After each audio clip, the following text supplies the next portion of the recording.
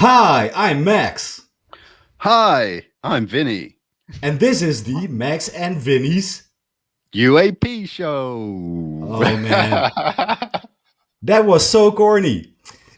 But, we had to do it. For the viewers already watching, guys, thank you for joining our very first Max and Vinny's UAP Thank show. you, guys. Thank you.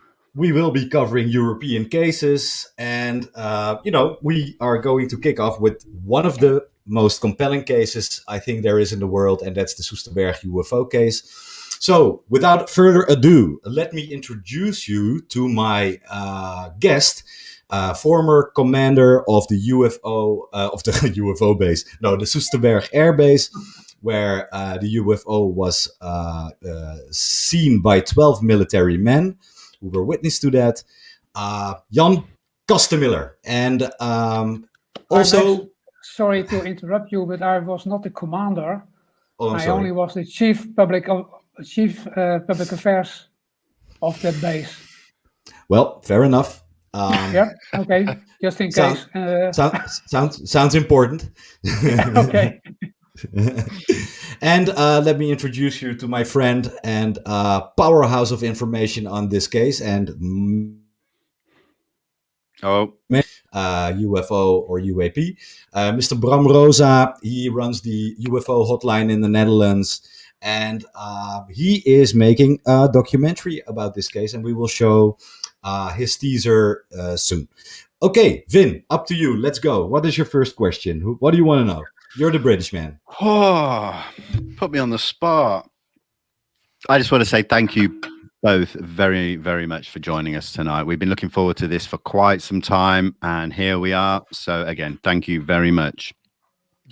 So Jan, 1979, we're going back 42 years, and I'm 43. So I was 1 year old when this event happened.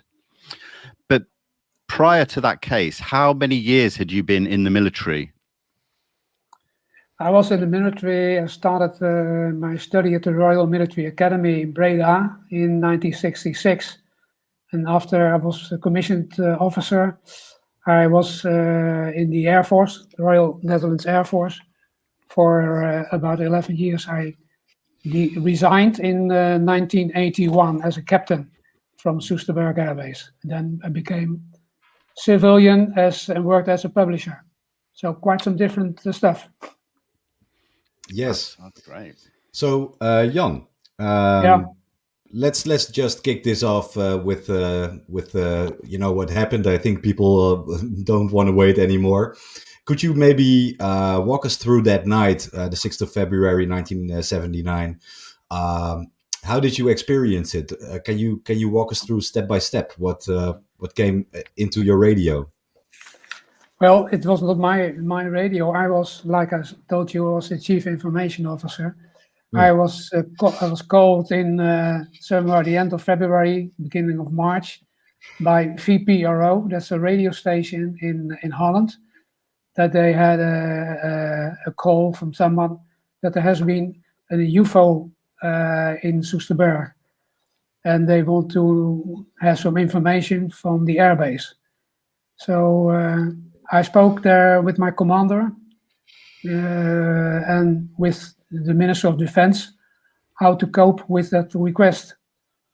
And then my suggestion was that to allow the guys to come over to the airbase and that we could make a reconstruction, because it was a serious case with a very detailed report. It was a report made by a sergeant. He was a platoon's commander of the guards who guard the Dutch and the American part of Soesterberg Air Base. And they made a report for what they all have seen, about 12 to 14 people on the night of the February 3rd, 1979. Precisely 5:45 in the morning. So it was February, cold, it was dark. And there were some reports of seeing lights and some moving and all that stuff. The Minister of Defense said okay, my base commander said okay, and we set up in an instruction room most of those 12 or 14 men, with one of my employees of my office, they stand in front of a school board kind of thing, and a blackboard. Yeah. We have no computers then. So he wrote, it was my adjutant, Jan Proosten, he wrote exactly what the guys who were give their testimonies, what they saw, and he tried to figure it out. And now there's that report, which is still to be heard on YouTube. It's still on the internet, and that gives good restriction of what happened. And the VPRO radio is a national broadcasting station, and they did it good. I had to explain it. What was the official explanation of the Royal Netherlands Air Force? And my commander, who got that report on the next day already on February 4th. But I was not informed then. I heard it when the radio guys contacted me as an information officer. But my commander, he had a work group with the METEO officer and the air traffic control man, and they came with an explanation. Because I said, what happened? And he said, well, this is the explanation. So the explanation, I wrote it down on a piece of paper, what the official statement of the Air Force was. And I read that in front of the troops. And it was published in that radio reconstruction. In the end, because it was the official Air Force statement was that it was due to the weather circumstances, there was an inversion on that specific time of night. 2 layers of different layers of air with different temperatures. Yeah. Fata Morgana. Yeah, like Fata Morgana. And at the end, but I had to say that as a spokesman of the Air Force, right? Yeah. So I stuck to that and that thing. But I had my doubts personally. And we hear that statement all the time in this subject. Yeah. Weather And later, yeah. And what was your doubt, Jan? The explanations of those young people who had been working there, because they have experience for years that they served on that airbase, doing their work on patrols and guarding military objects during many nights on different climate circumstances. They know exactly what a plane is. They know exactly how to recognize sounds or lights or whatever. So they were not, and they were independent from each other on different locations on the base. And they all had the same, or rather the same, experience and explanation. Wow. So I rather believe those guys than I'm not a METEO man or a technical guy who can judge the official Air Force statement. But that was judged by Professor de Graaf at the end of the radio show. There was an interview by Professor de Graaf, and he was a how should I say at the Utrecht University. He was a lecturer in space inquiries and professor in astronomy. And he said the explanation of the Air Force commander couldn't be correct, and he said why. And I tended to believe the professor. And I feel sorry that never after that period good inquiry has been made on that explanation of the Air Force. Right. That's the only thing that keeps wondering after all those, like you said, after 42 years. Yeah. So, Jan, so these young men, they were briefed on the official statement. You talked to them. What was their reaction when they heard this was the official statement? They couldn't believe it, because they say that cannot be true. I know when I see cars, lights of cars, I know the difference.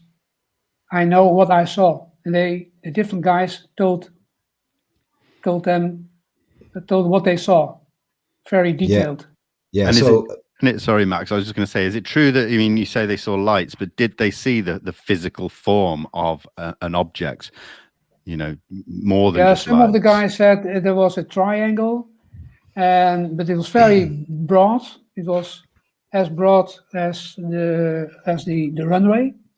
Wow. I don't know how many meters. It's 50 meters or something. 45, yeah. 45, yeah. And some say that at the behind, they could see a shadow that was a rectangle in the triangle. Wow. So, guys, But- I have a film because one of those 12 to 14 guys was supposed to jump in on the podcast. He might still, but he was so kind to record his experience on a phone film. So we are going to look at that in a couple of minutes. But before we do that, let me ask Bram Rosa right here, my buddy, to give some context to what these guys saw, because you have been doing some really deep investigation on what these guys saw, what they experienced. You did a deep dive. Maybe you can give some context and elaborate about that. Yeah, so there were different points people were attending, so different signposts, if you will. And the guy you are going to see next, Rob Jansen, was the first that saw the UFO. Bram. Yeah. I think you might need to turn your volume up a bit. Is there any way to enhance your mic? It's very quiet. Yeah. Let me just check it out. Is this better? Yeah. A bit. Yeah. Bit more. More. Pump it. This is it. Yeah. It's much better. It's much better. Yeah. Okay. So, Rob, the guy who's going to speak in a minute, is saw the UFO for the first time, and it was a triangle for him. But it's also kind of weird because he will talk and say, lights go over me, and then a big black triangle. But all the other people saw something similar, but in another flight pattern. But maybe it's smart to show the clip first. Sure. Because otherwise it's double. Yeah, guys. So I tried to subtitle the clip into English, but when I checked it here on StreamYard, the subtitling fell off the screen. So I'm gonna pause it every 10 seconds and translate. So without further ado, Rob Jansen is one of the military men who was witness to the UAP at Soesterberg Air Base 1979. Let's go. Het was een zeer donkere nacht en ik moest een soldaat in een militaire jeep naar Camp Nieuw Amsterdam brengen om in zijn wachtpost af te zetten. So he says, it was a very dark night. I was escorting another soldier in my jeep to his post. And, let's continue. We reden via de startbaan. Gaan we dan aan de kop van de startbaan ga je oversteken om aan die kant te komen. En je rijdt ook langs die shelters waar de vliegtuigen in staan. All right. Op het moment van het oversteken van de... So he says, we were driving over the runway. We started at the head of the runway and we were going to the other side of the runway. And we were passing the shelters where they store the planes. Van de kop van de startbaan. Ja, kijk ik naar links toe automatisch en dan zie ik, je ziet sterren. En je ziet ook het 2 of 1 lamp eigenlijk eerst heel fel brandde tussen die sterren. So he says, instinctively, I looked to my left. I saw stars, but then I saw one light. And then I saw two lights. And this caught his eye. En dan denk je van, ja, wat is dat? Nou ja, goed, dan stap je uit. Ga je beter kijken. De soldaat die ik bij me heb, die stapt ook uit. We kijken met z'n tweeën. Nou ja, dan praat je, wat is dat? Ja, weten we niet. Dus ja. So he says, well, the dude I was escorting, I stopped the Jeep. We got out of the car and we, were captivated by these lights we saw. And we were asking each other, what the hell that is? Ja, en je kan een tijdje kijken en dan dat duurt nog wel even voordat de lampen wat sterker werden. Ik denk, ik meld het even aan de wachtcommandant.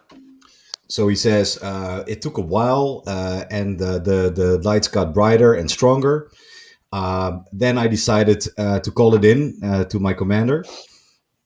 And we continue from there. Aan sergeant van Vliet, die daar op de hondensectie zit, commandopost. En ik denk, dat meld ik even van wat er aan ziet te komen. Want het is een beetje raar, de strijdbaan is niet verlicht. So he called his commander Van Vliet, who is an important witness to this event. And he says, yeah, I see these lights coming towards the runway, but the runway isn't lit up at all. And planes, they need lights to land. So he thought it was very awkward. En het lijkt net landingslichten dat het vliegtuig zou gaan landen. Maar ja, goed, dat kan niet. Dus ik meld het via mijn portofoon en ik zeg tegen hem van, wil je even naar buiten gaan? So he says, well, it looked to me like it was, the landing gear was out. The lights were landing lights. But it was really weird because the runway wasn't lit up at all. So, he asked the commander Van Vliet, you have to get outside and see this for yourself. Ik zie daar een paar lampen schijnen.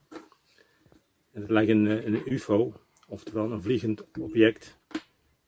Niet verklaarbaar. Dus So now he says, actually to his commander, I see these lights. I can't explain it. I think it's a UFO. It's an unexplainable flying object. So now he got the attention. Gaat naar buiten met zijn maten, met zijn soldaten. Ja, en die portofoon wordt ook gemeld naar de wachtcommandant die op de hoofdpoort zit. So now, because it's on their radio, everybody can hear what's said. So everyone just goes outside now, and they all want to see what the hell he's talking about. They want to know what the hell is going on. Everybody hears everyone. So all these men are now coming outside of the airfield, and it's a big airfield, so they're on all sides of this huge compound. So now everybody is seeing this from all different angles. Dus die horen dat ook en die gaan ook kijken. Zodoende krijg je daar en iedereen die daar dan zit, die gaat allemaal meekijken. Ook de sergeant de Groot, die hoort het ook via zijn portofoon. Ja, op het moment van dat duurde het natuurlijk even voor. So he says, everyone is on the portophone or the radio thing.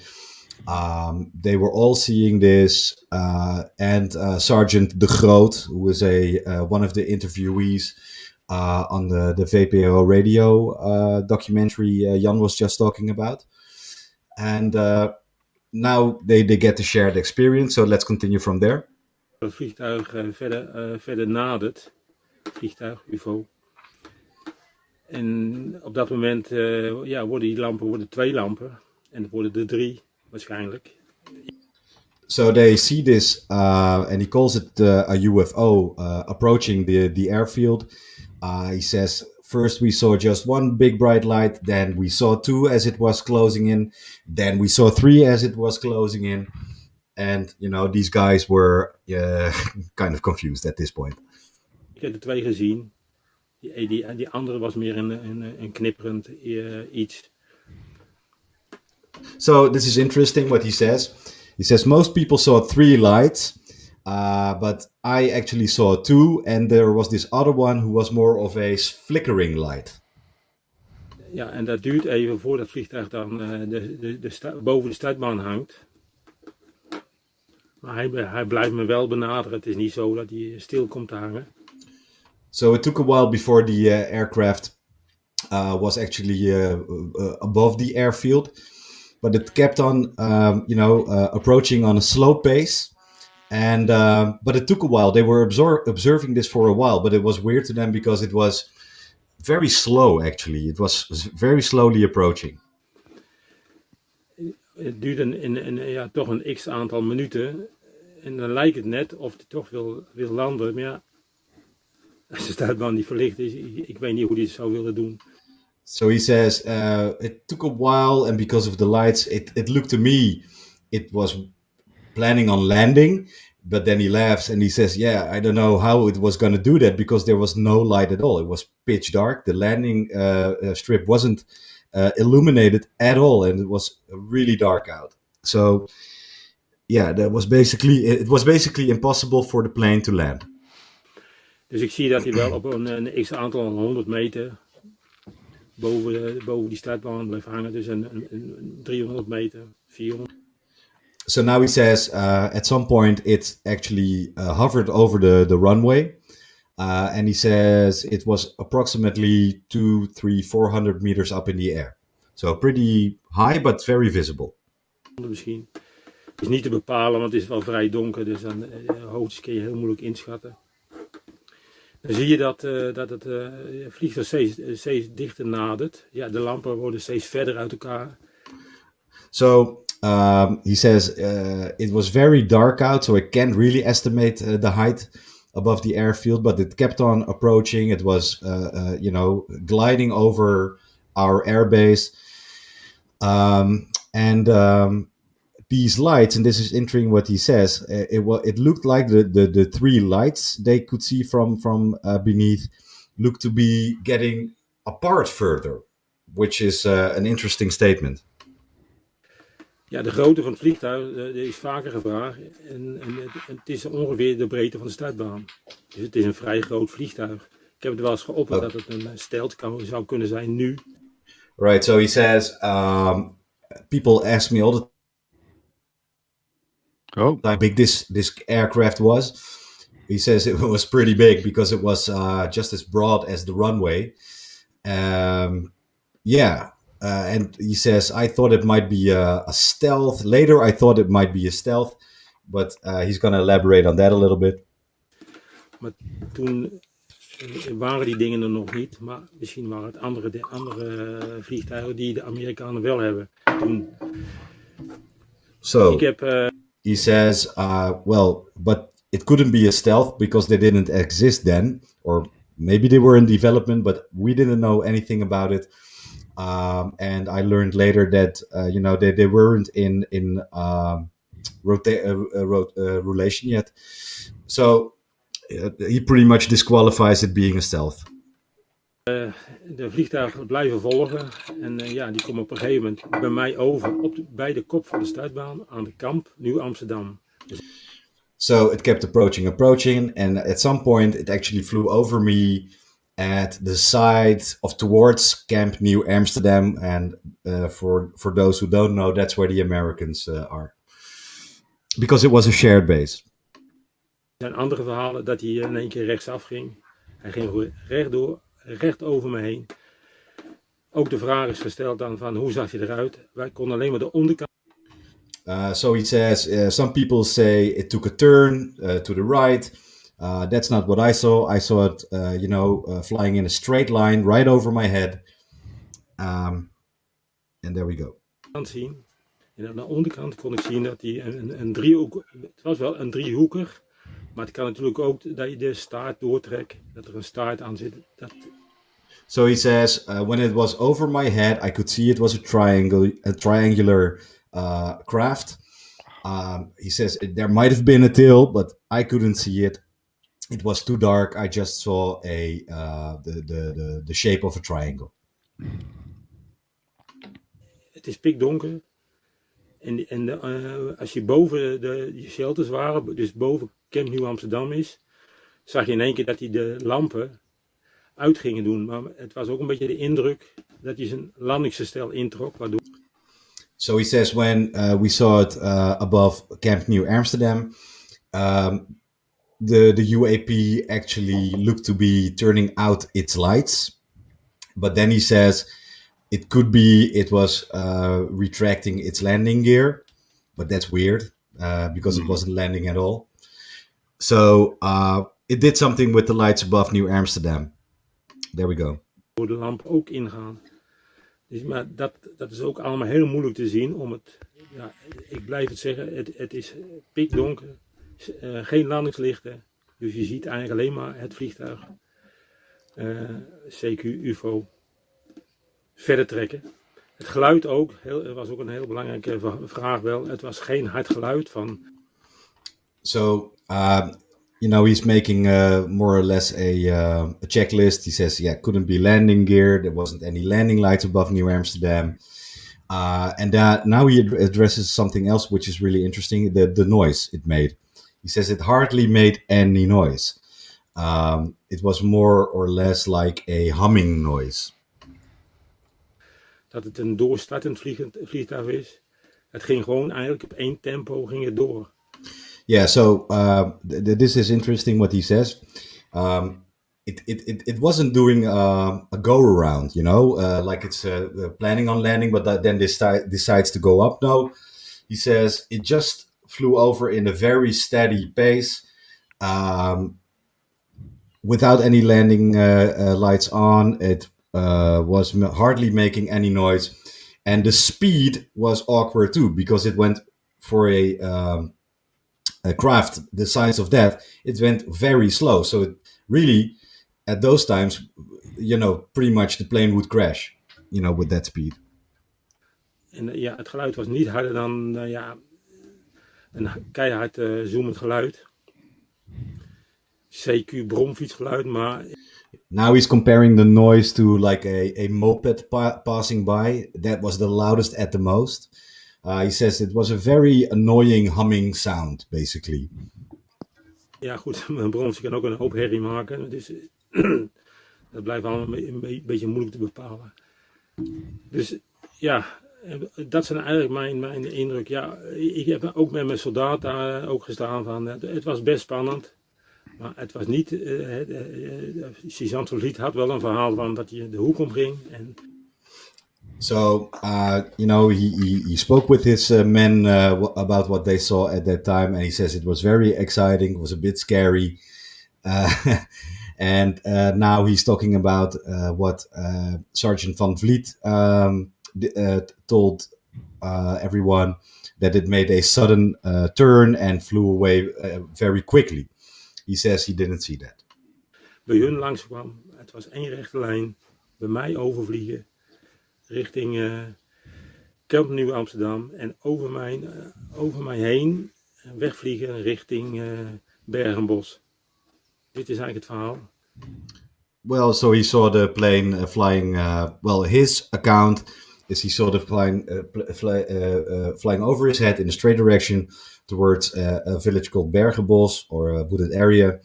And basically, he's aware of the accounts of the other men who say it takes a sudden, unexpected turn and, flies off with incredible speeds. But, he sticks to the story. He didn't see that. And he's very, he's kind of, he's putting his foot down on that one. En ja, goed. Ik ben een vrij nuchter ronde. Het was heel spannend wel. Ik was niet bang. Dus ik hoop dat je hier wat mee kan doen. Met het verhaal naar... Well, so basically he says it was very exciting. I wasn't scared, he says, but then he laughs. He might have been a little bit scared. Basically, this is his account of the story. And, I'm so happy he was a true sport and, sent us this footage he made of himself for me and Vinny. Let's continue this conversation. And Vin, you must have a lot of questions, friend, or not? I've got a few questions and a few things that I took out of that. The speed, the fact that it moved very slowly over the base, that's indicative of so many triangle sightings, and especially from the 70s, 80s, and 90s. So that to me was great. Then you add in the humming moped sound, again, like it's the energy field or an energy source surrounding the craft. That's the second point that really adds into all the stories that we've heard so much over the past. Right. So that to me really holds, solid on what he was saying. But I've got a question for Jan. When you first were approached about this, did you feel that behind it all there was excitement, or was there some fear in there as well? I don't know, but can you hear me? Yes. Oh, absolutely. Yes. Okay. I don't really know, because it happened in the night from the 2nd to the 3rd of February, and I only was approached by that radio reporter in beginning of April. So, and Right. before that, my commander did not inform me. People didn't speak about it. I think it was classified information or what. So I didn't know before. I only knew, I got the information from my superiors when the radio guy asked for it. But let me tell you something for your viewers about the circumstances that night. That night I wrote it down here from that report. Sure. It was 5:45 in February. It was cold. It was at that time minus 2 degrees, a humidity of 77%. There was a northwest wind speed 9 knots. Clouds were 80 on 4,500 foot. Visibility 25 kilometers. No moon. Air situation was stable. There were no stars. That's remarkable. Yeah. Snow. There was snow on the roads. That could refer with the reflection thing. And well, the official statement I already told you about. Yes. So that tells you about the circumstances on that cold February morning. Well, I think we can disqualify this being a Fata Morgana. What Rob just displayed over here. They clearly saw it coming from afar. It went towards them, and the Fata Morgana is something that just appears and disappears, right? On the horizon, you can see it on the horizon. Exactly. And now it was just above them. Yeah, it was moving towards them. They could see it miles and miles away, and they were watching for minutes, right? Yeah. For the thing to approach. So, Bram, maybe you can elaborate on what the other man witnessed, because you are an expert on that. Yeah, so I first want to do a little sketch for you to have a bit of an understanding where. He's gonna Elizondo us. Yes. Oh, yes. Little Elizondo for you. Come on, Bram. Let me see. So. Yeah. Okay. Yeah. Yeah. This is the runway. So you have a big runway, and it is splitting apart at one point. The little people are Rob Jansen, the first reporter you just heard, with his American buddy that he had to drop off. Oh, he was American? I didn't know that. Yeah, he had to drop him off at Camp New Amsterdam. Or no, he wasn't American, but he had to go on a post in Camp New Amsterdam. Oh, on the American side, yeah. Yeah. So the funny thing is why Rob said I wasn't afraid was because he really frightened that other guy, and he really pissed himself almost, that other guy. So that was why he was laughing. Right. But this is the main post. So that's the post where Sergeant Van Vliet was at. And this is where the entrance was of the main entrance. There was also a post. So let me just pick up red marker here. We're getting a lot of people in the comments still saying they want the volume up on Bram's microphone. I'm sorry. That's okay, no problem. Okay. I'm just going to jump out for a break, Max. 1 second. Yeah, sure. Let me just. Okay, so the UFO was going from here.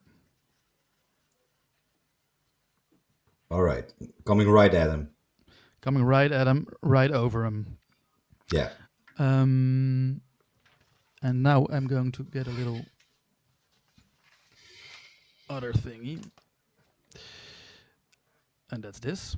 This is the runway, but then way smaller or way more from a distance. Yeah, so the stripes are the runway and Yeah. that's bushes, right? Exactly. So this is how the UFO flew over. Right. It went right over the woods. Right over the woods. And then the most curious thing happened because all the other people saw the UFO from right up there. Right. Okay. Yeah. Different angle. Yeah, very different angle. And then they saw it coming from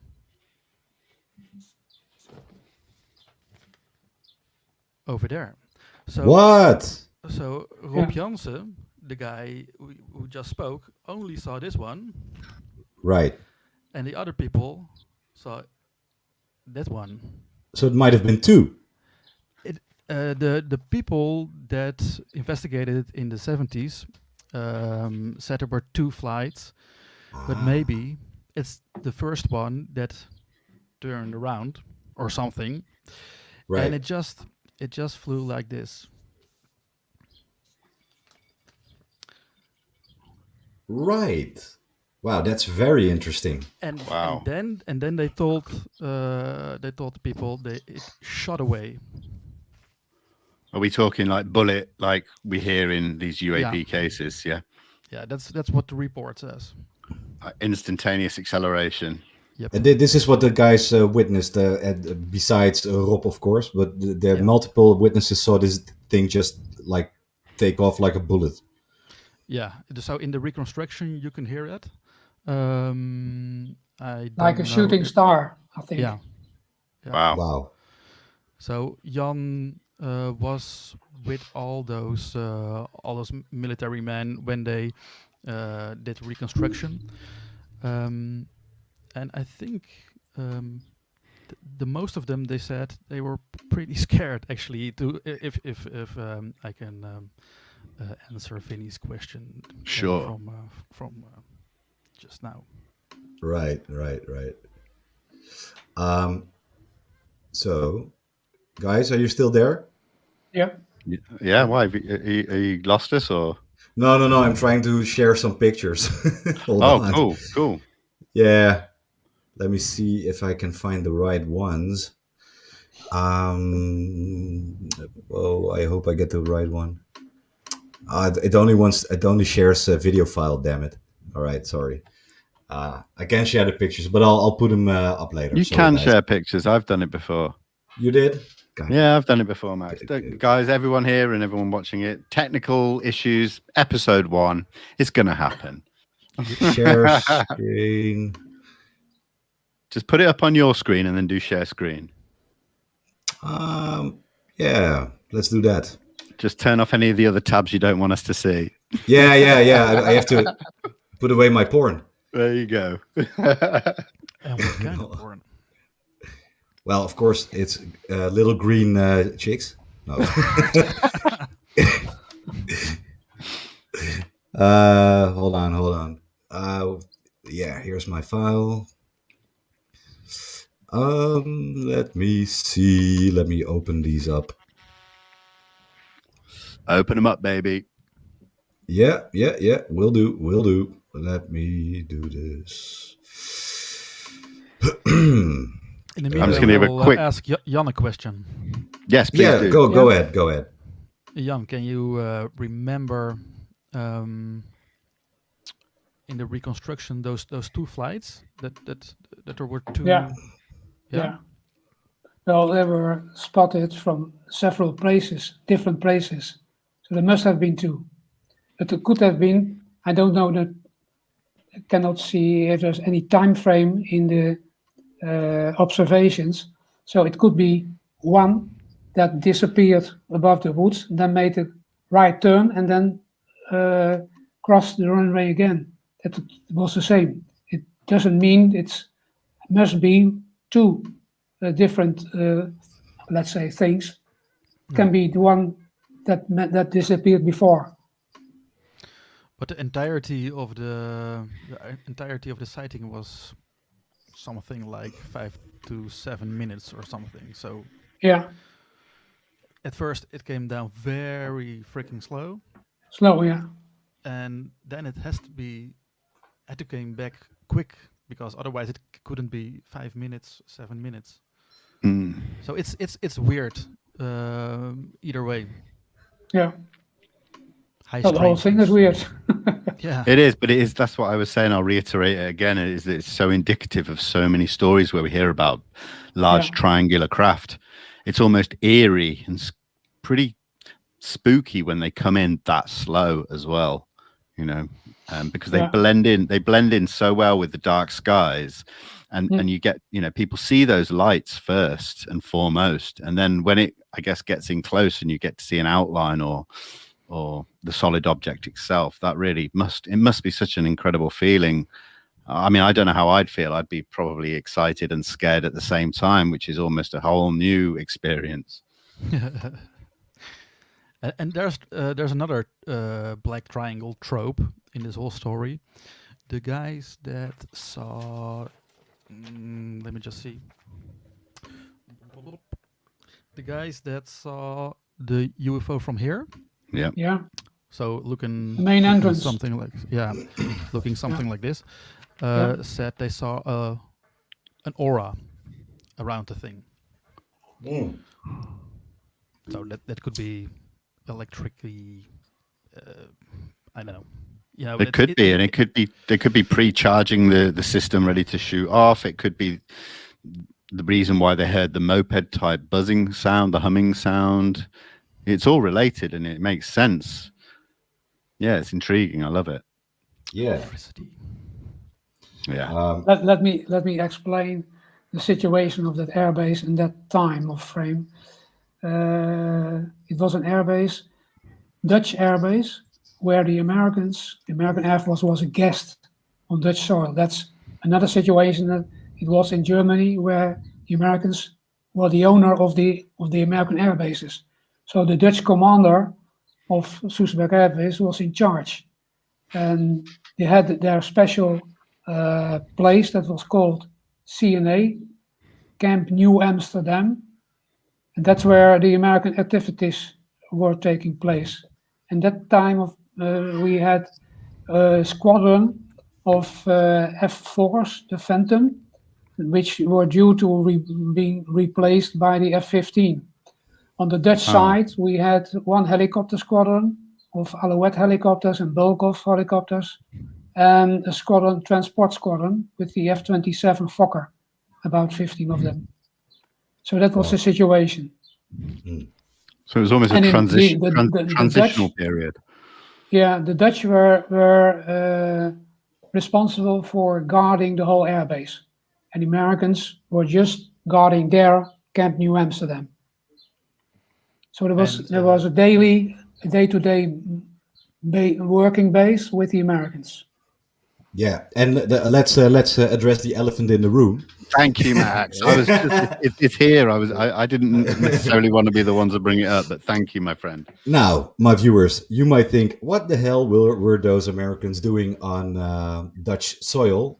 Well, we are talking Cold War era. You know, it's the 70s. And last January, a big Dutch newspaper disclosed that for a fact there were nuclear weapons stored by the Americans, you know, pointed at probably Moscow or Leningrad or whatever. The Dutch military still officially denies there have ever been nuclear weapons in the whole of Holland. but they most certainly were in Soesterberg because in the 80s there were massive demonstrations, against nuclear weapons. People know they were there. We know they are still here. But there's this pattern we see worldwide. Where these UAPs show up. And now, Bram, I have a question for you. Some witness accounts saw the thing shoot off a beam. Is that right? Oh, now he disappears. Bram, you there? Yeah. Okay, did you hear my question? me? Yeah. You froze slightly. Sorry. You were talking about nukes and the UFO shooting something at something. Right. Yeah. Bram? Are talking about is Bram, I think your Just- connection is failing. Are you on your neighbor's Wi-Fi? Hey, listen, while we were waiting for Bram, I'll just address the fact that this is only 1 year before the Rendlesham Forest case with the joint bases of Bentwaters and Woodbridge, the UK Air Force and the American Air Force base, where there were nukes stored as well. So it really does mirror that case, really closely. Yeah. So this is a fascinating fact, Vinny. That the Rendlesham case was just, I think, 1 or 2 years after the Soesterberg case. 1 year. Just 1 year, yeah, right. Yeah. And it was also a triangle. A lot smaller, though. A lot smaller? Yeah. So we had the mothership. Maybe. Hey. Oh, Maybe. no, Bram just now he's waiting in the. Let's add him. Yes, sir. There we go. Welcome back. So let's pick it up. Did the thing shoot off a beam? Were there witness? Because I heard there were witness accounts of a beam being shot down. Yeah, so there is one. There is a Dutch UFO researcher, Koen Vermeeren, that says he's got a civilian witness that sometimes worked at the base, and that guy said that there was a beam shot out from the craft, Right, and shot at print plates of nuclear weapons, but the guy is dead, so I don't have any.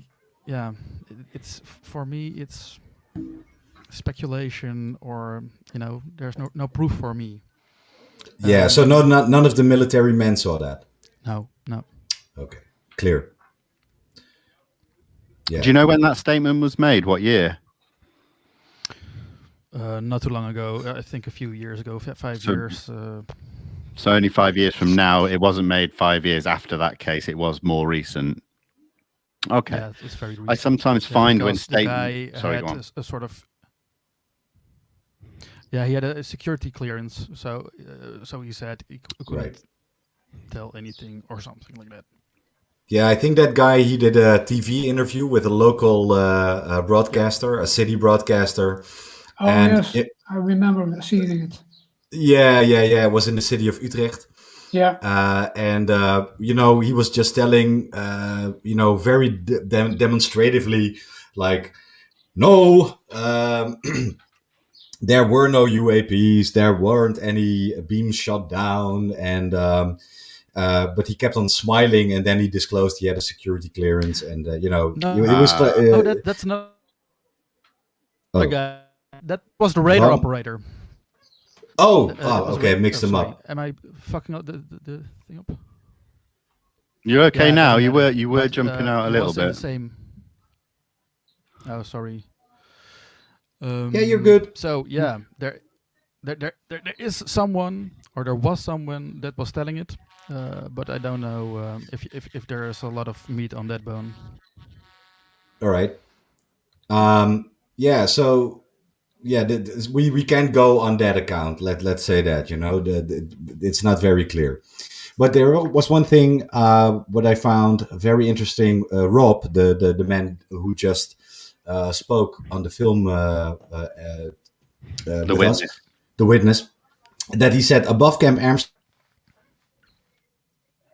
of the landing lights, right?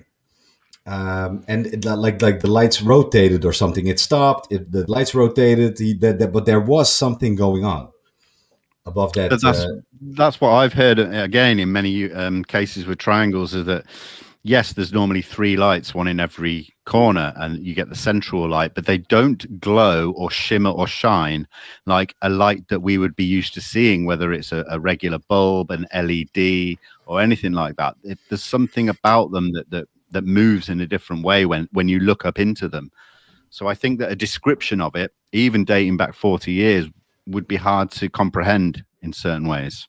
Yeah, definitely. But Vinnie, in the reconstruction, there was a statement of one of the testimonies who said the lights were so great on the runway that I could read a book.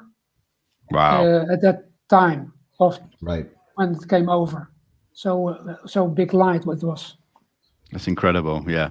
Bram, that picture again, that is yeah, let's see it again. Let's see it again. I'm very, very familiar with that picture. Because it's made by Robert Sellers, by Bob Sellers. That's right. Yes. The man himself.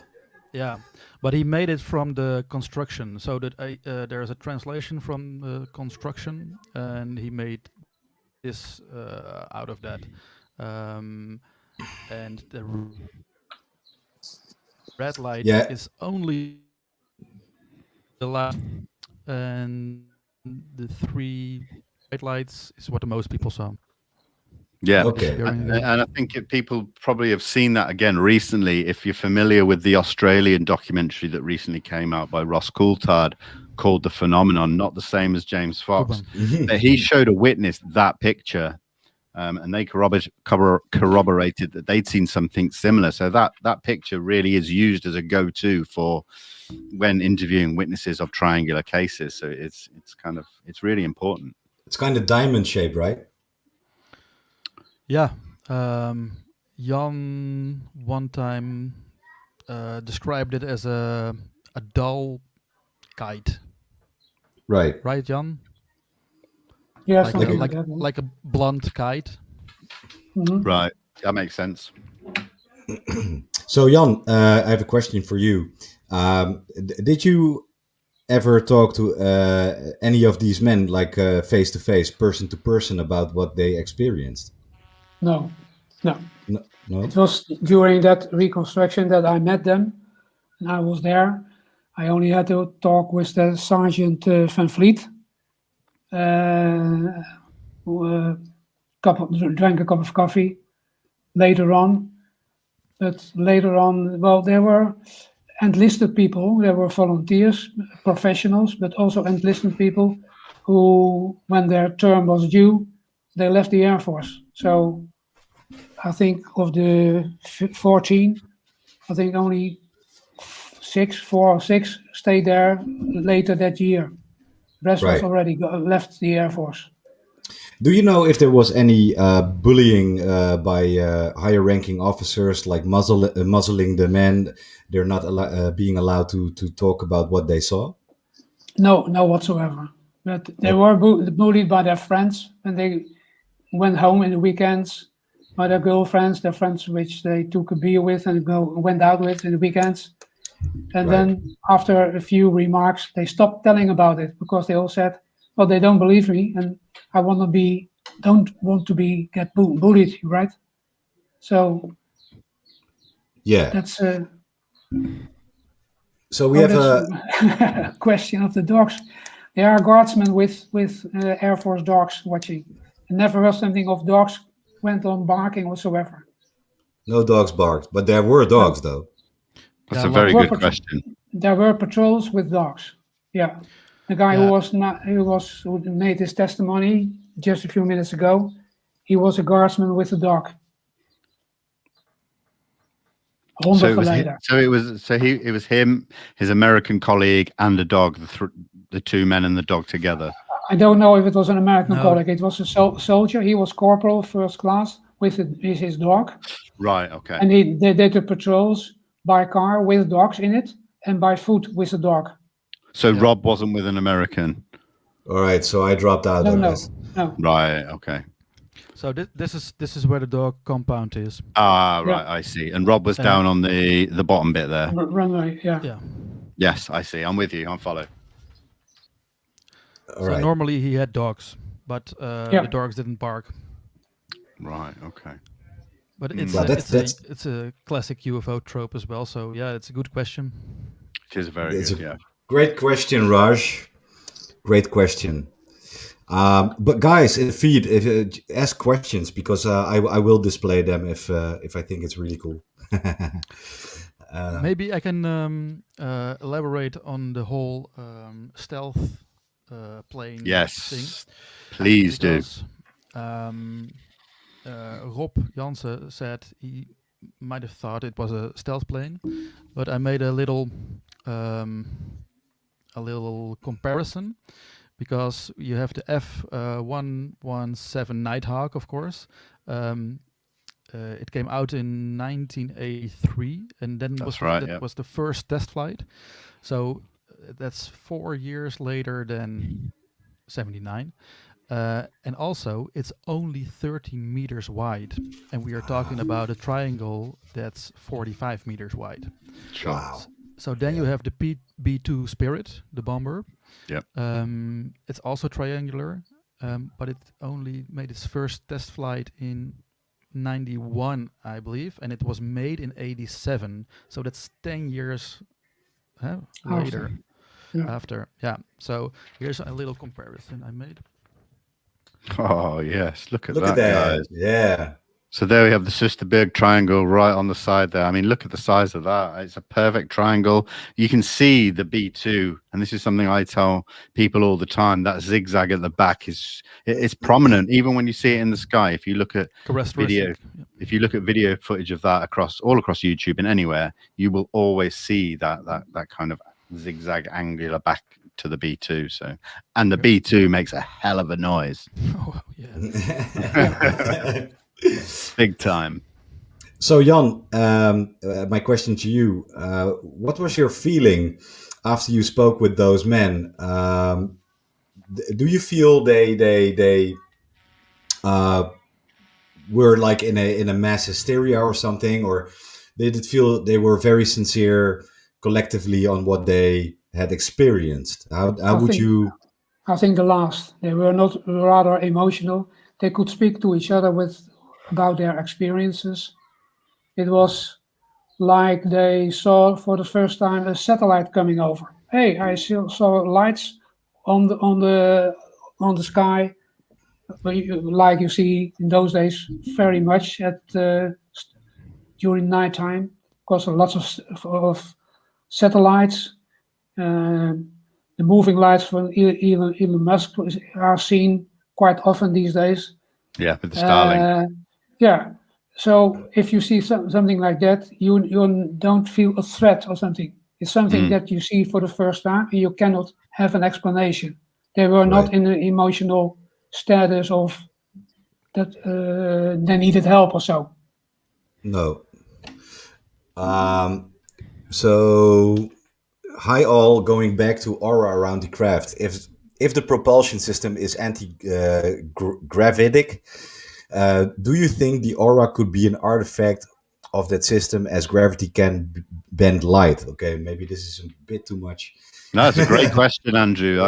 That's a very important question. It is. For Luis Elizondo. Exactly. That's exactly. We should ask Lou that question. But it is a great question, though. But I saw another great question, and that is this one. So, Jan, did radar pick up a bogey unknown aircraft approaching a base, or was it? Did they attempt contacting it or chasing it? You know, is there any account of that? No, I never got any information about radar. We had, in that time of the Cold War, we had several radar stations. The most important one was near Apeldoorn in Nieuw-Mellingen, the ATCC. And if a radar station picks a foe, an unidentified flying plane or something, pick it up, then they immediately, if they don't recognize it, two jet fighters stationed at Volkel or Leeuwarden Air Base, in those days F-104s, later the F-16s, were scrambled at the quick reaction area, and they were led to that kind of point. So, and the radar on the base itself was not manned at that time of the when they saw this all happen. So the traffic tower was unmanned. I never heard something that they saw something on the radar, or some action was made. Now, so these Americans on Camp New Amsterdam, did they ever send in a team to investigate? Because maybe you've heard about Mr. Lou Elizondo, the man who investigated for the Pentagon UAP UFO cases for about a decade. He knows about the Soesterberg case, and there is a reason he knows about the Soesterberg case. So I was wondering if there's any account of Americans doing investigations over there, because I think they did. I don't know. I was not informed by that, but I'm sure that my commander did inform his counterpart at Camp New Amsterdam. He was a colonel or the chief of the 32nd Tactical Squadron, Tactical Fighter Squadron. And so they changed information on a day-to-day basis. So he knew what was happened that night. What was his name? What was his name? My commander's name was Colonel van Gastel. Yeah. And the chief of 32nd Tactical Fighter Squadron was Colonel Prudent or something. Prudent. Yeah. Right. You can look it up on websites of the U.S. Air Force. Well, if that dude's alive, he's gonna get some emails now. I will. I will. So because I'm very curious what these Americans thought of this incident. I think it's very important. Later, and I'm sure that Bram knows about it. Later, there was or that year, I think, or some months later, at Camp New Amsterdam, they also spotted a UFO. Right, Bram? Yeah, in March, I think March. Yeah, well, a few months later. And that was only above the American part of the base, and that was the reason that there was going to be a little bit of research or something, or why there was any attention at all later on. Yeah. Was this another triangle? That we don't know.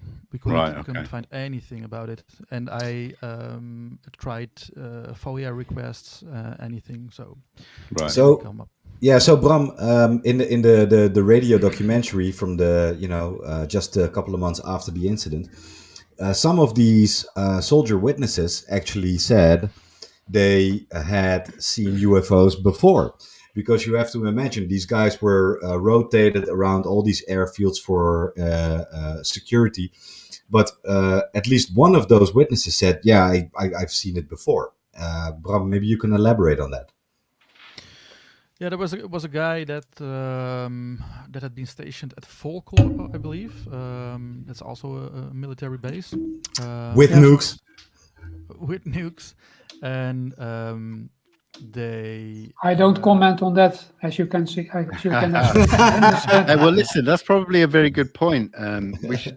Sorry, Bram, to interrupt, and we'll let you continue. But once Bram's finished, Jan, I'd love to hear your take on that conversation. Were there or weren't there nukes, or would you be someone that wouldn't be told about that? So we'll let Bram finish, and then we'll move on. No. Let Jan answer this. This is okay. Interesting. Thank you, Bram. On Volkel Air Base, I've been working there as well as a personnel officer for 4 years before I went to Soesterberg Air Base. There were a lot of American guards there. And that explains it all, right?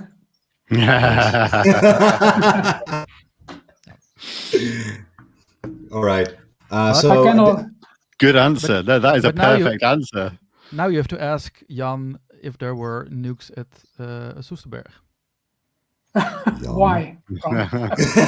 Why? I really don't know, but there was Exactly. a special bunker which was guarded only by Americans, and it was on Right. Dutch soil.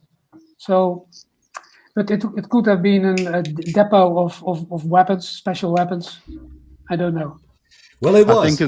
I think as well as what's important is if there were nukes there, were they stored there, or were they operational nukes? I think that's a big difference. I think that's quite important. You must check out which planes were stationed there and if what jobs they had to carry out.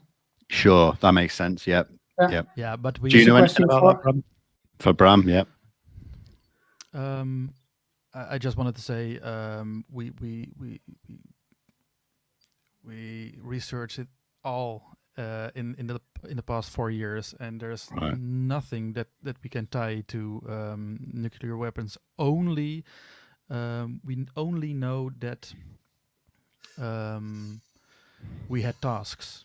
So Soesterberg had nuclear tasks, but it doesn't mean there were nuclear weapons. No, Bram, that was not the case. It was there was a transport squadron, Dutch for the Fokker friendships, and the helicopters, and the Americans had there an air defense job to do. It was not a tactical air force base like other bases in Holland were. No, exactly. It's quite in those days. Nowadays it's totally different, but in those days there were a special difference between air defense and tactical air squadrons. Right. So some air bases belong to the tactical air force, and some belong to were part of the air defense system. Guys, I have to jump out for a second. I'll be No right problem. back. We got this. I want to rephrase. I had to say storage. So there was Right.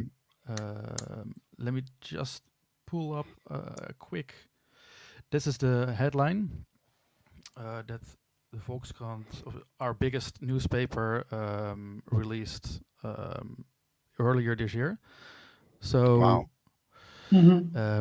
it says the Dutch people gave the Americans permission to store nukes at Soesterberg. So that's the whole. The Dutch people gave permission. The Dutch government. Oh, I was going to say the big difference. No, the people. So the people really are against it. Yeah. Yeah, in those days there were big demonstrations. Yeah. Yeah. Because the people opposed the plans of the government, who signed a treaty with the Americans by Minister President Lubbers, that the cruise missiles would be stationed in one or more Dutch Air Force bases. And these because were of those, they were Bandebom. postponed. They were banned. Yeah, Bandebom, but they were never been cruise missiles on the Dutch Air Force bases. Right. That's really interesting. So the power of the people. Yeah. Yeah. But Bran, did you get any FOIA documents that alluded to we're not going to tell you what is stored there and things like that? Yeah, they're just not gonna. I don't know exactly what it said in the FOIA documents, but it said something like, "This is not anything you can get an answer on." You know, Sure. Which is normally kind of pointing in the direction of something negative. Yeah, you know, that's speculation, but you know, It is, and we don't like to draw conclusions. But I find in when I've done things along those lines is they're normally quite forthcoming when they aren't doing something. sure. But when they are doing something, it's normally we can't tell you. And again, it is speculation, and I don't like to speculate too heavily, but it keeps the question very, very open, and it keeps on the table the fact that the nukes were legitimately there on base in 79. Could be. So, guys, I took some footage of myself actually visiting Soesterberg Air Base. So, you guys want to check it out? Hell yeah, I've seen it, but I love it. Sure. Let's go. This Let's is go. where we're going. We're going here soon. Definitely. All right. So we'll probably take a second. Let's see.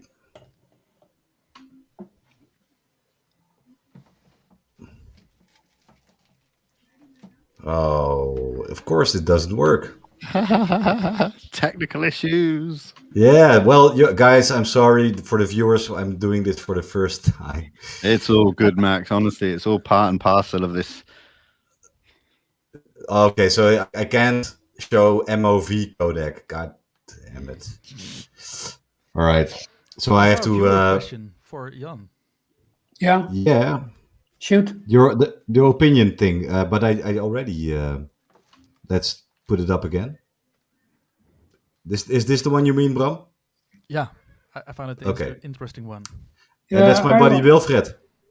I already explained it to you, Bram, in our interview 2 years ago. When was it? Yeah. I sure do believe there is some intelligence outside our world, or we know. So some of those unidentified, I still talk about UFOs, could be something like intelligence from far away. Yes, that's my opinion. All right. Therefore, I'm always interested in publications about UFOs and so on. So Jan, do you follow the current events around the Pentagon and the report and the UAP disclosure? Yeah, I didn't read them all, but I read the comments on it. It was not really something new. It was rather a general thing. But it's the first step, I think. Well, Yes. let me take this opportunity to plug my YouTube podcast channel, Vechten met Moskowitz, where I interview Mr. Louis Elizondo, Senator Harry Reid, Sean Cahill, a military witness from the United States, and of course, my man Vinny, also interviewed Mr. Lou Elizondo and some really high-profile key figures. So please check out Disclosure Team on YouTube, because this dude is really making some moves. But we are covering this very extensively and talking to all key figures, which is really funny because no one in Dutch media, up until Nieuwsuur, which is the equivalent of BBC News, talked to Lou Elizondo finally this week or last week. It was a good one. Yeah. It was good. Yeah, it was really, really interesting. So the Dutch are catching up and are now actually talking to the people involved. So I was thinking maybe I can share Bram's documentary trailer teaser. Yeah, and that is right here, and I think this should work. Please, come on, for once. Well, StreamYard is showing me up. Oh, I think something is happening. Yeah! Oh, it worked. Allemaal hadden ze het over lichten. Lichten die in een bepaald patroon van elkaar zich voortbewoog boven de startbaan. Een militair die zegt dat hij, als hij het boek had gehad, had hij in het licht van een van die lichten had hij een boek kunnen lezen. Terwijl het 5 uur in de nacht was, het was in februari, het was stikken donker. Nou, het incident, de waarneming, die vond plaats 1979, daar hebben we het over.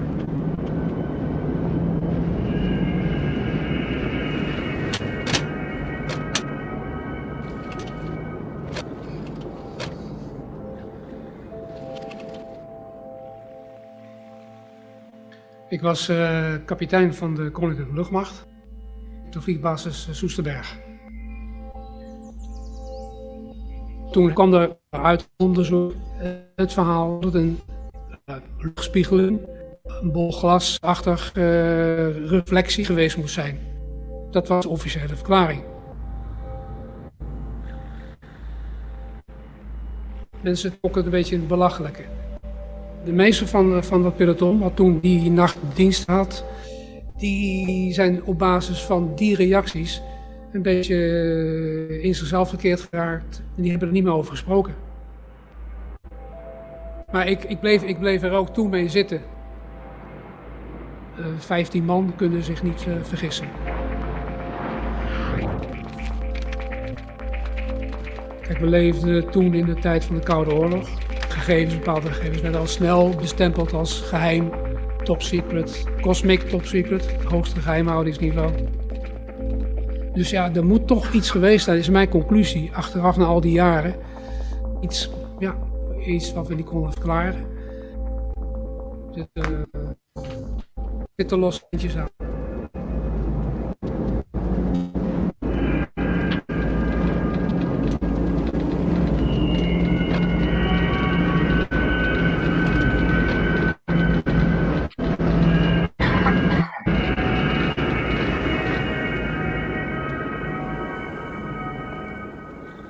Oh, yes. Oh, yes. I need to see this documentary. Yeah, me as well. Big time. Okay, so Bram, you're working. You're the filmmaker. Can you tell me? Can you tell us about your process and what you encountered on while making this documentary, and when can we expect it, my brother? Putting you on the spot. Yeah. So, we have been researching this for about 3 years, and the first one I got my hands on was Jan. So when I found Jan, we directly contacted him and asked him if we could interview him, and that was the basis, as you could see, for the proof of concept. And last year we found we found more witnesses. So we found you saw me already, Rob, and we filmed them as well. And then gradually we found a lot more cases like this. So we found all sorts of close encounter cases around the base, so within 3 kilometers of the base. So I've like 4 other cases which are really, really cool, but not all military. Some are. Yeah, and that and this is where the documentary is going to, but we really need some funding, so we're making a new larger proof of concept to try to get producers, and if that doesn't work, we'll just do a crowdfunding campaign later this year and try to make it that way. So I really want to have it out this year. But otherwise, I'm not in a hurry, but there is momentum now, so I really like to have it out this year. Well, if you look into the feed, the viewers are in a hurry. They want to see it. So, my brother, I for a fact know you are onto some really incredible cases in Holland. It's not just Soesterberg. There's much, much more. Maybe, Bram, you can give us a tip of the iceberg on another case we can, look into or, get excited about. Yeah, so there is one case which is also a little bit attached to Robert Sellers, Right. and that is the case of Josie. And Josie is was at that time 1979, so the same year as the Soesterberg case. Right. She was horseback riding in the forest around Soesterberg, of nearby Soesterberg, and she saw a huge as flying saucer with lights all around. she was witnessing this thing hovering above the woods for 15 minutes, 20 minutes, and then she decided to, well, this thing isn't going to fly away. Let's take a little walk with my horse underneath it. So she came closer and closer and closer, and she saw a huge dome, and she saw more lights and strands of lights. Really, really amazing. And when she was under the UFO, she wanted to look up, but then she heard something on her left side. There was a crack on the right side. Her horse got spooked, and they drove away really, really fast. And once they were at a sort of higher peak, a kind of hill, they looked back and the UFO was gone. So that's one of those, pretty cool encounters. Is this the case where it was multicolored lights coming from the craft as well? Yeah. I think I'm familiar with that case. That's Very cool. intriguing. And there's a drawing, isn't there? Yeah, Yeah. there is. I think I have it right here. Of course you do. Yeah, probably. It's this one. And was this drawn by the witness? Yeah, it's drawn. I asked her to draw it, and she made a ridiculously cool painting. Wow. Yeah. Wow. So these are the Check little that horse footsteps. She made a Right. damn painting. That's like a Bob Ross. masterpiece. That's a masterpiece. Wow. I asked her if I could have it, and I couldn't. Oh, that's like a print, or Yeah, this is just a print. all right. So that's one. Yeah. But we should mention Bram also did an interview. We made an item with Josie Soesterberg, where you can actually see them walking on the area where she was witness to this event. And the way she tells it, it's in Dutch, but it's so compelling. It's so you're almost there. It's amazing. Just She we does it need really well. an English translation of that then, because that's We'll just have teasing us English folk. we'll have it subtitled someday. Yeah, that'd be nice. Definitely. By the way, I'll promise you this, guys, because this radio documentary Jan, Bram, and me are talking about, made just a couple of months after the Soesterberg 79 incident, we'll have it transcripted. It's more than an hour of interviews with the eyewitnesses, but we'll have it transcripted into English, and we'll post it on social media so you guys can read all about it in detail. Yeah, that'd be That's great. good idea. Yeah. And of course, the way this works, which is really interesting, is, you cannot depend on any government for any information. So it's guys like us who are extending you anything we can get our hands on. We are talking to all these people. We will make sure you get everything. We are just idiots like that, but it's our pleasure. It is indeed. It's why we do it. That's why we started this channel, to bring these cases, these lesser known cases that are just covered. The American stuff is up here, the European stuff's down here. We need to elevate the European cases. They are just as important. Some of them may turn out to be more important. Yeah. So guys, maybe and to the viewers, we have talked to Lou Elizondo about what we are doing, covering European cases. And he was really excited about this. He actually wanted to jump on. But this week he was occupied, but maybe next week. So Jan, this is an open invitation from me to you. If you'd like, Mr. Elizondo would love to talk to you about the Soesterberg case. He's probably, God willing, going to jump on next week to talk to us about the Soesterberg case or European cases. So I would love to have you back. Bram, you also, my friend, of course. You are a powerhouse of information.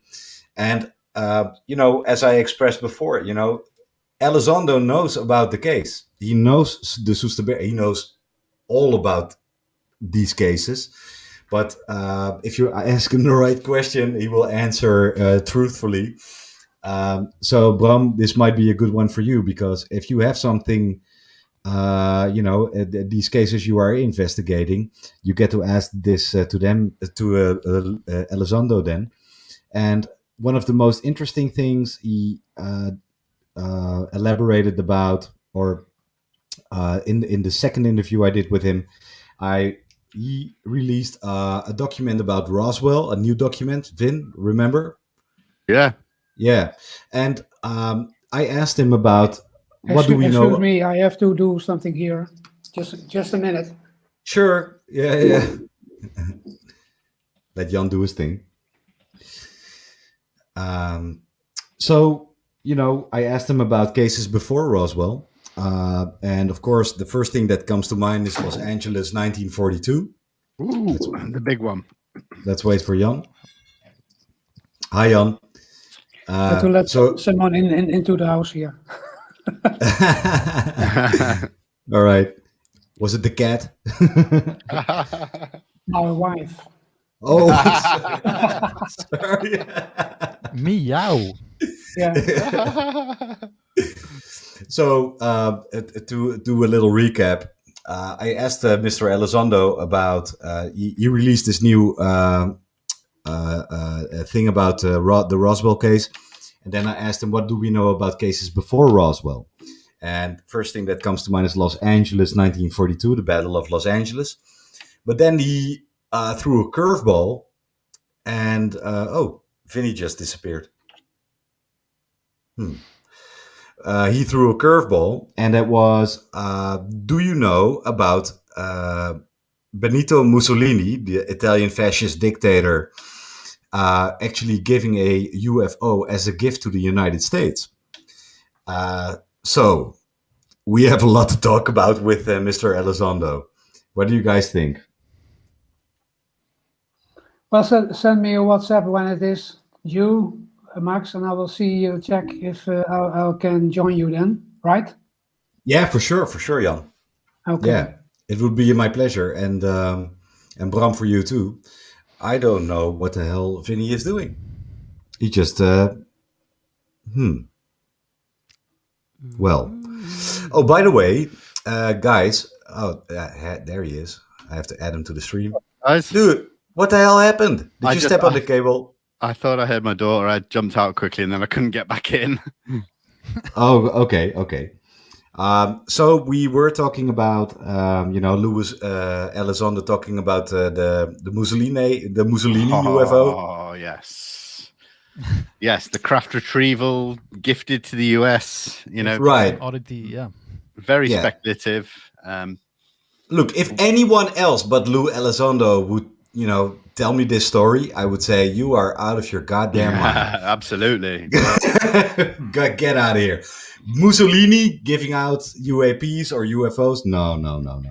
But then when I spoke to Lou on my channel, when we talked about the Italy case that was touched upon up in Unidentified, the series, that is a super interesting case. So Lou is very knowledgeable about cases all across Europe, and he needs to jump on the show. So next week.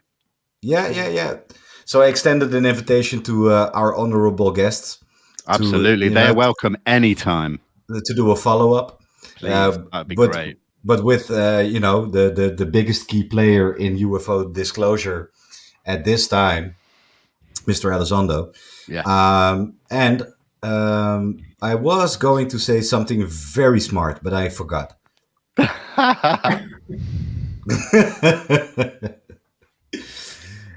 Okay, guys, it was a pleasure to join you, and hopefully we speak to each other soon. Yes, sir. And, Thank you so much. Thank you so much, Jan. From the south of Spain here, I wish you a very pleasant evening. And I'm joining now someone else's company, right? Take care, Jan. Thank you so much, sir. Okay. All right. Dankjewel, Jan. Thank you for your time. And okay. Well, he's got a party. He's got a party. He's got a bottle of wine waiting for him. My man's got guests around. He's in the south of Spain. He's living the good life. Yeah. His wife came in. She probably brought, Woohoo, party. some bubbles, Yes. some of that Spanish paella. Mm. So, yeah. Oh, that guy is awesome. He is a legend. I hold him in such high regard for coming forward and giving us his time. I cannot thank him enough. Yeah, what a guy. Yeah, Mr. Jan Castenmiller, it's really cool that a guy of his stature, is willing to come forward and, just tell whatever he knows. And, yeah, I love that. And Bram, you're fortunate that he's on your team with your documentary, man. Yeah, and Rob as well. I mean, two Dutch military men couldn't get any better. Yeah, definitely. So I was just going to say, I've got a little admission to make. So Bram, I actually shared your trailer a few times in the past, and I wasn't aware of where it came from. And what I will say, is that I knew it was a proof of concept, and everyone was asking me, "Where can I see this documentary? Where can I see it?" So what I will say, I apologize for not giving you the credit where credit's due. But from here on out, I will. And also, if there's anything I can do personally to help promote, push whatever you need going forward, I am more than happy to do that, because I need to see this. It sounds like everyone in the comments needs to see this, which makes me think everybody needs to see this. Definitely. Well, cheers Bram, to that. where can we find your details? I know you have your website, the Dutch UFO hotline, but whatever detail, plug it right now, dude. Come on. Plug away. Well, thanks so much, but we'll just have to wait till it's done, and then I will come back to the show and plug it some more, and tell you everything you want to know. And Yes. In the meantime, Dutch people can go to www.ufomeld.nl to report any sighting. You can go to ufozaken.nl to read some stuff about UFOs. And let me just see. Oh yeah, we just started a podcast where we do the best UFO sightings that we get at the reporting center. So Wow. yeah, Boom. that's that. But this is a Dutch podcast, or is it in English internationally? Can anyone... it's a Dutch podcast. Yeah. Oké. Cool. Ja. Dus Nederlandse kijkers. Er komt een Nederlandse podcast over UAP's en UFO's. Check Bram. Back to English. Sorry. Hey, Vinnie. Dude, is there any news about this Jeremy Corbell footage that is... Let me just double check. I don't think there is. Good question. But we know that TMZ air their 1 hour special at 1 a.m. UK time, which I believe will be 2 a.m. your guys' time in Holland, which I think is 8 p.m. Eastern Standard Time. So we know that there is footage coming out on that show that's not been seen. Now, for the past few days, I've been hearing mixed rumors about what it's going to be. It started off as being footage from the USS Omaha. But what I've been hearing today is that it might be extended footage of the pyramid sightings from the USS Russell. So, the night vision pyramids. Yeah. That's what I've been hearing today. So I can't confirm that, obviously. I've just been hearing in some back channels. Yeah. So. Okay. So we'll see. we are not going to get it now. So we have to stay awake for a couple of hours then. Oh, I'm staying awake, man. I'm going to go live on Instagram and speak to people and just keep going. I'm going to stay awake now too. I'm going to drink coffee. I'm going to shoot up steroids. I'm going to do anything.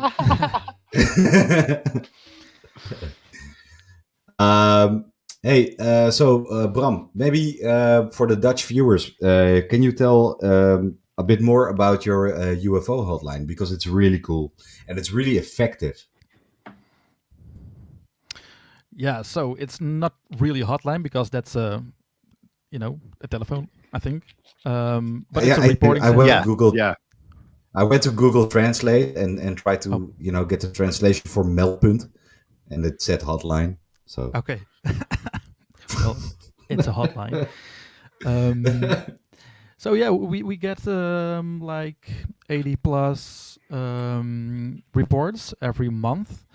But as we know, with NICAP and MOVE-ON, all the reporting centers, 95% is well, there's not enough meat on the bones to say anything about those sightings, or they can just be clarified, identified.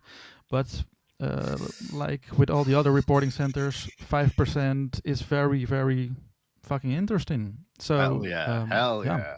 That's all you need. You need less than 1%. So if you're getting 5%, all you need is that one mixed in with that, and Sure. So we're winning. So yeah. Let me elaborate on this a little bit because Bram is very humble. What these guys do is actually quite amazing, and I wish for all countries to have something that Bram, gave to us, and that is a website where you can submit anything you notice, and they will fact check it. They will get back to you. They will explain it if it's not a UAP. And as he said, mostly it's not UAP, but this small percentage of submissions, they can't explain, and those are very interesting. And it's extremely effective what they do. And you know what? A lot of people, they think they see UAP, but it's not. It's Bram. Maybe you can explain whatever you encounter when people think they saw a UFO. Yeah, so we have statistics. If you want to hear some statistics, I love Sure. stats. I love data. stats. Okay, here they come. So we have a filter when you want to report a UFO. We have 6 filters. So you can see a little moving image of 6 different identified flying objects. So we have a star or a planet, a plane, a satellite, or the ISS space station. We have TIE lampoons, we have lens flares, and we have Starlink satellites. So before we started with these filters in 2018, so that's 3 years.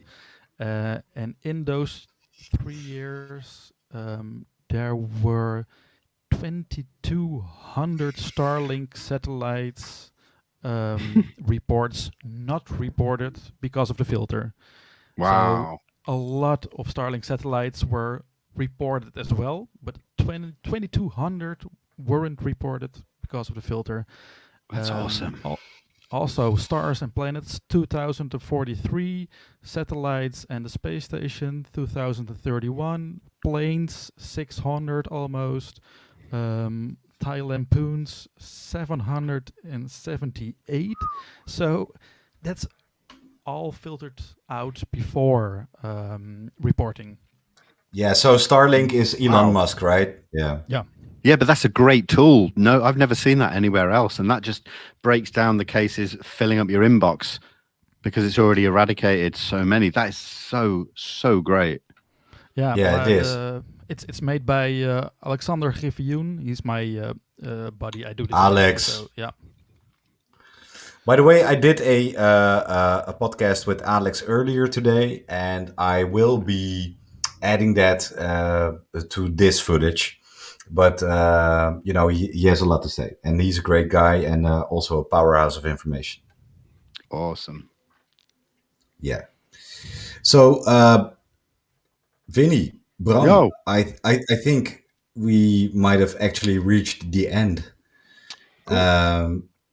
Yeah. What a great show. What a great first episode. I loved it. Yeah, it was amazing. And, we talked to a lot of interesting people like you, Bram, like Jan Castenmiller. And my thanks to Rob Jansen, who was kind enough to extend his story to us. And, we had a lot to talk about because of him. So thank you, Rob Jansen. And, Rob. this is not the end of this case. We will talk about this some more because I can't wait to have Lou elaborate on this case a little bit. And maybe Sean Cahill. So guys, next time, maybe Alex will join us, Lou will join us, and even maybe Sean Cahill if the stars are aligned just right. We'll make it happen, bro. We'll make it happen. And Vin, let's get into the UK thing, man. I think that's the next step. It is, and I think we're going to try and look at the Rendlesham case. Obviously, as many of you know, I am speaking to. God, the name's just jumped out of my head. Colonel Holt? Hindel. Gary Heseltine, the guy who's the vice president of ISA, the International Coalition of Extraterrestrial Research, who's been a prominent researcher of Rendlesham since it started. I'm speaking to him this week. I'd like to get him on board, but I think he might also be able to put us in touch with some of the witnesses as well. Yeah, that would be amazing. And by the way, we should get Nick Pope. Hey, Nick Pope's on the list. But you're the man that works his magic, Max. Yeah, hey, you're the UK. Okay, I'll do it. I know. And normally I'd be like, yep, that's cool. But you've just got the magic touch. You just say the right thing. I don't know what it is you give them. Yeah, but Nick Pope is attending, of course. He just does that. Yeah. Yeah, So, yeah. And, whatever happens, we'll make it happen. We'll make it happen. It happen. So, Vin, do you want to do the closer? Well, I think we need to finish off by saying thank you to everyone who's been here live. Thank you to everyone who might see this afterwards. Max, I think you should do your social medias and everything first. Okay. Well, I need to change the name of my podcast. It's Vechten met Moskowitz. But I will change it to the Moskowitz podcast very, very, very soon. But if you want to look to visit my podcast, where you can see 2 interviews with Lou Elizondo, a interview with Senator Harry Reid. Yep, did that. That's right. And Sean Cahill, one of the most profound witnesses on the USS Princeton, to and of course, what he witnessed was one of the footage in the New York Times, CNN, etc. Check it out. Visit my Twitter, Max Moskowitz. It's the easiest way to get to my podcast channel. Or just Max Moskowitz fill it in on YouTube and you'll find me. I'm also on Instagram. I need to put more attention to that too. And back to you, Vin. Well, I'll do the same. You can follow me on Instagram, disclosure_team, Twitter, disclosure_team_. YouTube, you can find me at Disclosure Team. But I'll tell you what, Max, why don't we just stick it all in the description forum down below? We'll do that. We'll do that. Make it easy for you, because the amount of times, I can spell Moskowitz off the top of my head now, but for the first liar. Hey, Moskowicz. Dude, you are the first one to get that right. I've done it so many times. Wow. For everybody else that doesn't want to go through that, and I don't blame you, we'll put it in the description below. If you weren't across the North Sea, I would so French you right now. Hey, I got you, bro. I got you. I had to learn it. Wow, that's amazing. Hey, Bram, maybe you give your details to the viewers? Oh, it's in the description box. Vinny will do that. I'll do it all. Don't you worry, guys. It might not be till tomorrow because I'm going to go on Instagram now and chat to the colleagues. All right, guys. Don't forget to subscribe, by the way, to the Max and Vinny's UAP show, because, we will be making way more content. Way more. And you will hear... What did I just say? I just said you will you will hear more and about European cases. No horse, maybe. Maybe you are Amsterdam after all. Actually, I offered to call this UFOs and hoes, but Vinny didn't agree. I did. Maybe I should have actually thought a bit longer and harder, but Yeah. sorry, All right. guys. Hey, we'll have an Instagram account for this show called UFOs and Hoes. You're on, buddy. All right, guys. Thank you very much. Thank you, Bram. Thank you, Bram. It's a pleasure meeting you, my friend. Yeah, it was a pleasure. Dankjewel, Bram. Dankjewel, Nederlandse kijkers. Thank you, everybody. Up until next time.